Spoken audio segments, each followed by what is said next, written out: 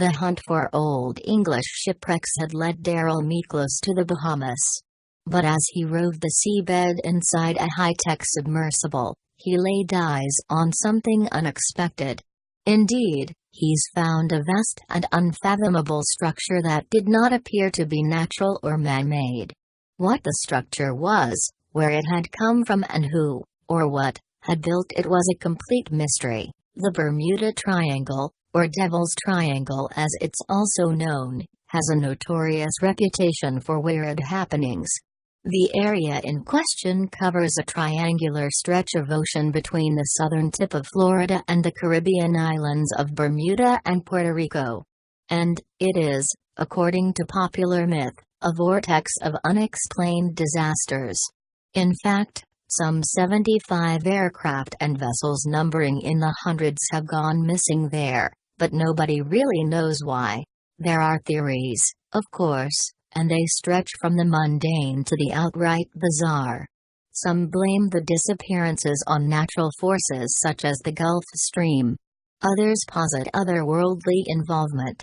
Skeptics may balk at such outlandish conjecture, but in 2018 Miklos located an enormous unidentified submerged object, USO, on the seabed inside the triangle.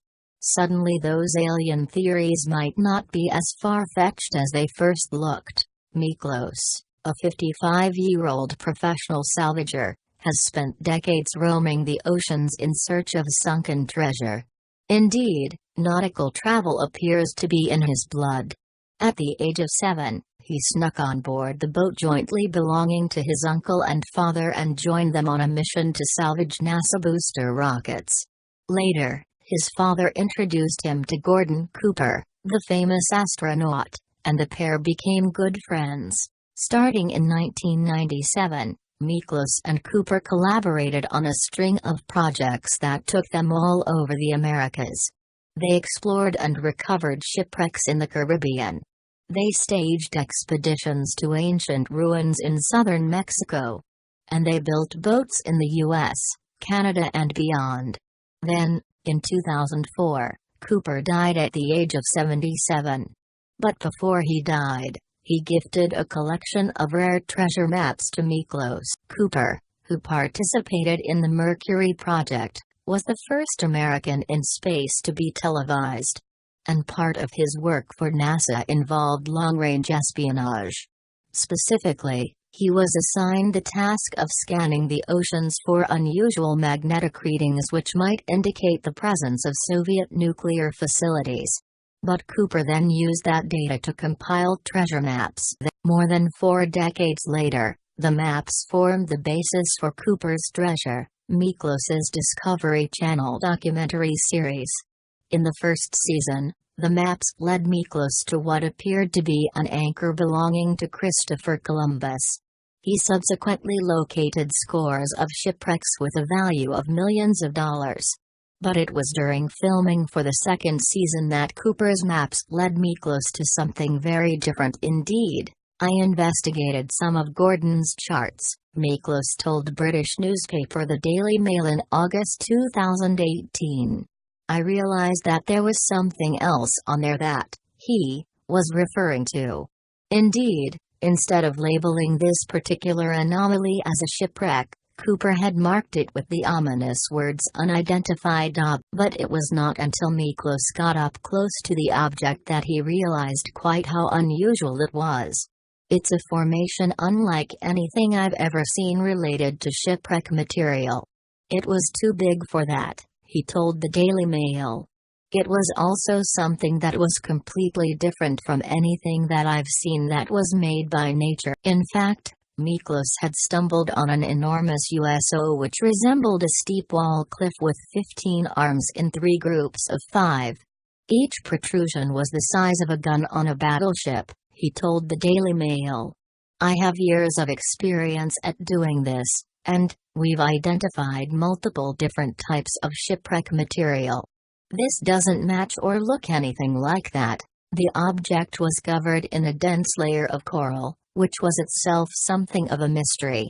Scientists working for Miklos claim that reefs can't grow in such formations on their own, therefore they must have formed on top of a substructure.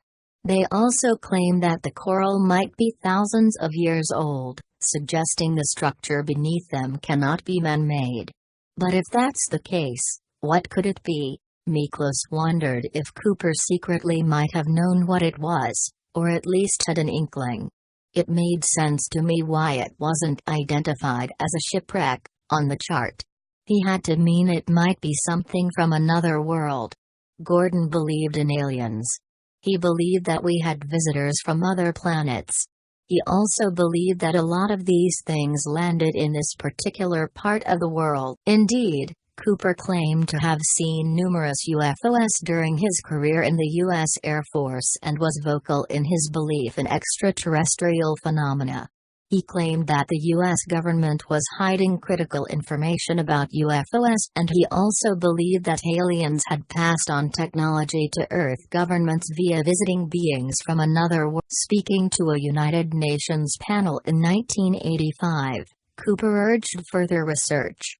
"I believe that these extraterrestrial vehicles and their crews are visiting this planet," he said.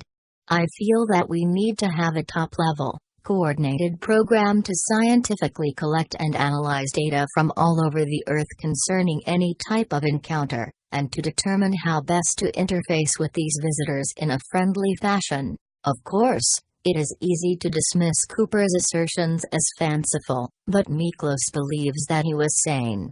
"The man I knew wasn't a whack job. He wasn't hallucinating, and he wasn't making things up to gain attention," he told the Daily Mail. "He was an honest, straightforward individual who only wanted to investigate and explore the possibilities of the unknown, even if it meant risking his professional career." Meanwhile, the earliest documented Bermuda Triangle event dates to the 15th century and appears to involve several UFO sightings. On his first voyage to the Americas, Christopher Columbus was traveling through the triangle when he reportedly saw a large fiery phenomenon crash into the sea. And just weeks after that, he saw eerie, inexplicable lights on the horizon. Since then, more than 2,300 people have lost their lives in the triangle in strange or unexplained circumstances. One of the most notorious cases is that of 5 American bombers and their 14-man crew, which disappeared on December 5, 1945, while flying over the mysterious area. A Martin Mariner flying boat with a crew of 13 was dispatched to find them, but that also disappeared. Could UFOs have been involved? Many colorful theories have arisen in order to explain the disappearances. Indeed, one even suggests remnants of sunken technology from the lost civilization of Atlantis are to blame. However, it is quite likely that nothing mysterious at all is happening. Considering that the Bermuda Triangle includes one of the world's busiest shipping routes, the number of wrecks in the area is probably not statistically significant. Nonetheless, that does not mean that Miklos's USO should not be investigated further. But much may depend on whether the Discovery Channel orders a new season of Cooper's Treasure from Ample Entertainment, the production company responsible for the program. "I don't feel like we've even scratched the surface of what's in Cooper's files," said one of the company's founders, Ari Mark, to the Daily Mail. "But that's what we hope to do in the 3rd season. Naturally, Miklos wants to solve the mystery too. I want to see what it is, because it may be nature-made, just a freak of nature," he told the Daily Mail. "But given its placement in this particular part of the Caribbean and given what Gordon has told me about visitors from another planet and the things that I've seen, I think it's definitely worth investigating."